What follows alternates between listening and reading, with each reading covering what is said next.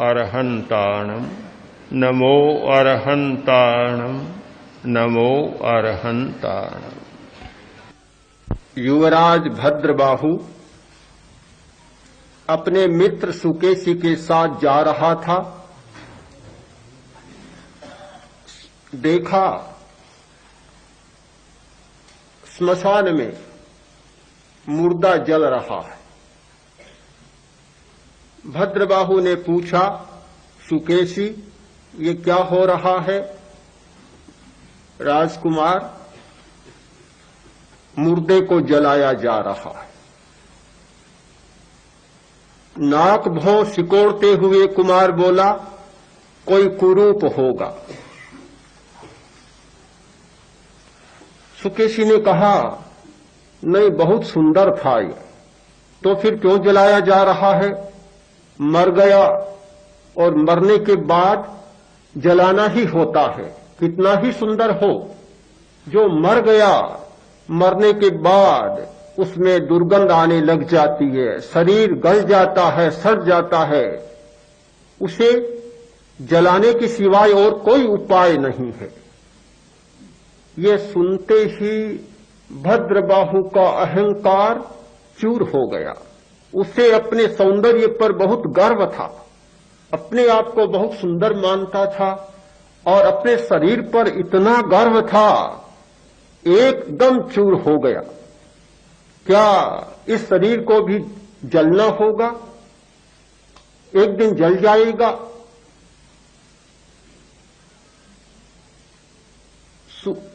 भद्रबाहु जो सदा प्रसन्न रहता था, सदा आनंद की मुद्रा में जीवन की अटखेलियां किया करता था, जो फूल सदा विकस्वर था, एकदम मुरझा गया, कुम्हला गया, सिकुड़न पैदा हो गई। प्रतिदिन ये मनोव्यथा उसे सताने लग गई। सुकेशी ने सोचा, काम अच्छा नहीं हुआ। महाराजा को भी लगा कि राजकुमार को क्या हो गया, क्या किया जाए। बहुत समझाया पर कुछ नहीं समझ पाया। आखिर सिद्धाचार्य, सिद्ध योगी महाचार्य के पास ले गए। उन्होंने सारी स्थिति जानी और कहा, कुमार तुम अभी भूल रहे, शरीर सुंदर नहीं होता, सुंदर होता है शरीर में होने वाला चैतन्य, चेतन तत्व सुंदर होता है। शरीर का क्या सुंदर और क्या असुंदर, तुम शरीर में मत उलझो। एक उपकरण है, एक साधन है, एक सामग्री है, इसे उतना ही मूल्य दो जितना इसका मूल्य होता है। बहुत बार हमारी गड़बड़ी यह होती है कि हम ठीक मूल्य प्रस्थापित करना नहीं जानते। जिसका मूल्य कम होता है उसे अतिरिक्त मूल्य दे देते हैं और जिसका अतिरिक्त मूल्य होता है उसे कम मूल्य देते हैं। ये सारी व्यवस्था की गड़बड़ियां मूल्यों की व्यवस्था की गड़बड़ी के कारण होती है। जिसका जितना मूल्य उसे उतना मूल्य देना जान जाए तो जीवन की बहुत सारी समस्याएं अनायास सुलझ जाती है। समस्याओं, उलझनों का मूल कारण है मूल्य का व्यतिक्रमण। ये व्यतिक्रम मिट जाए फिर समस्या ही क्या है। दुनिया में कोई भी ऐसा तत्व नहीं जो सर्वथा मूल्यहीन हो, और ऐसा भी कोई तत्व नहीं जिसका सर्वत्र मूल्य हो। कोई भी दुनिया की ऐसी शक्ति नहीं जो सर्व मूल्य की अधिकारी बन सके, और ऐसी कोई भी वस्तु नहीं जो मूल्य शून्य हो, जिसका कोई भी मूल्य न हो। अपने स्थान पर सबका मूल्य होता है। पूज्य कालू गणेश जी का एक वाक्य बहुत बार चित्त को आंदोलित करता है। अंतिम अवस्था में, जीवन की संध्या में उन्होंने एक बात कही, सब साधुओं को याद किया और कहा कि अमुक साधु ने बहुत सेवा की है, अमुक साधु ने बहुत सेवा की है। कोई छोटा साधु था, विशेष सेवा नहीं कर सका, तो उन्होंने कहा कि इसने भी कम से कम पार्श्व बदलने में, करवट बदलने में सहारा दिया है, और कुछ नहीं तो एक झोली भरकर धूली भी लाया है बाहर से। सेवा का मूल्यांकन, जिसकी जितनी सेवा उसका उतना मूल्यांकन। हमारी समस्या का मूल आधार है कि हम जीवन के कुछ तत्वों को ज्यादा मूल्य देते हैं और कुछ तत्वों को कम मूल्य देते हैं। यदि मूल्यों का संतुलन स्थापित हो जाए तो फिर देखेंगे कि ध्यान स्वयं सधता है, साधना स्वयं सिद्ध होती है और जीवन की समस्याएं स्वयं सुलझती हैं। जीवन के 3 तत्वों की कल चर्चा की थी, श्वास, प्राण और चेतना। श्वास का हमारे जीवन में बहुत मूल्य है, प्राण का हमारे जीवन में बहुत मूल्य है और चेतना का हमारे जीवन में बहुत मूल्य है। मैं नहीं कह सकता तीनों का समान मूल्य है, तीनों के मूल्यों में तारतम्य है। उस तारतम्य को हम ठीक समझ लें और जिसका जितना मूल्य है उसको उतना मूल्य देना जान जाए तो एक नई दिशा का उद्घाटन होगा। यह स्थिति तब संभव हो सकती है जब अंतर्दृष्टि से हम जीवन को देख सकें। जीवन को देखने की 2 दृष्टियां होती है, एक बाह्य दृष्टि और एक आंतरिक दृष्टि। जब बाह्य दृष्टि से जीवन को देखते हैं तो जीवन की एक दूसरे प्रकार की प्रतिमा हमारे सामने उभरती है। जब आंतरिक दृष्टि से देखते हैं तो जीवन की एक दूसरी प्रतिमा निर्मित हो जाती है। मनोबल की चर्चा थी।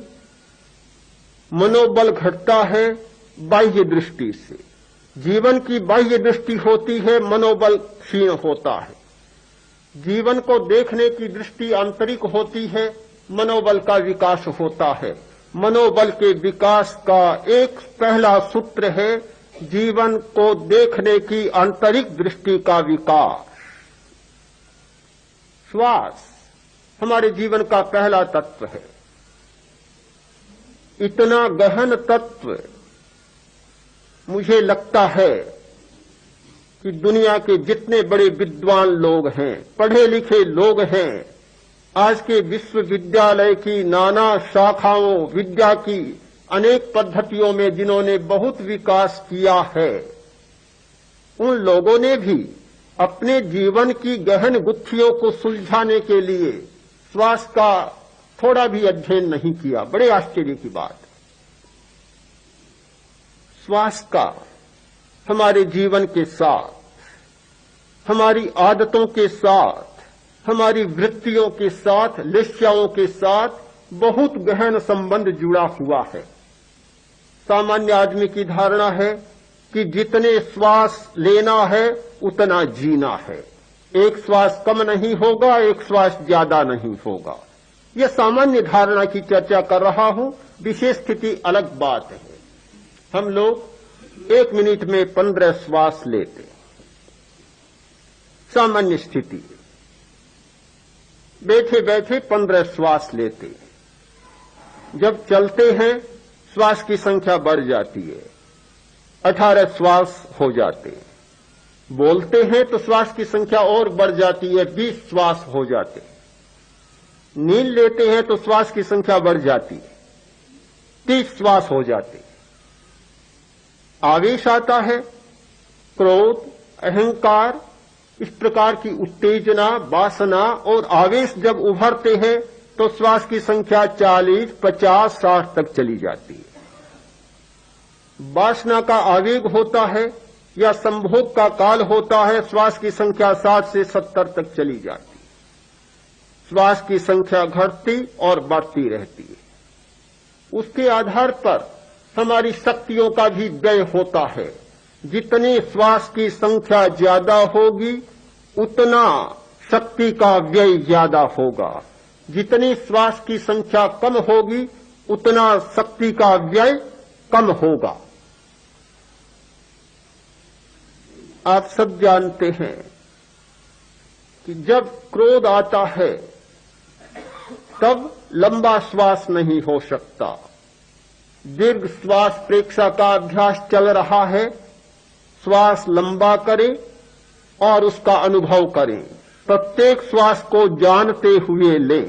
दीर्घ श्वास प्रेक्षा का अभ्यास हो रहा है, किंतु आपको ये पता होना चाहिए कि जब चित्त की शांत वृत्ति रहती है तब दीर्घ श्वास होता है। उलटकर कहें कि जब दीर्घ श्वास होता है तब चित्त की शांत वृत्ति रहती है। जैसे ही चित्त में अशांति का उद्गम हुआ, कोई अंकुर फूटा और सबसे पहला प्रभाव श्वास पर होगा कि श्वास छोटा होने लग जाएगा। छोटे श्वास में आवेग उतरते हैं अथवा जब आवेग उतरते हैं तो श्वास को छोटा बना देते हैं।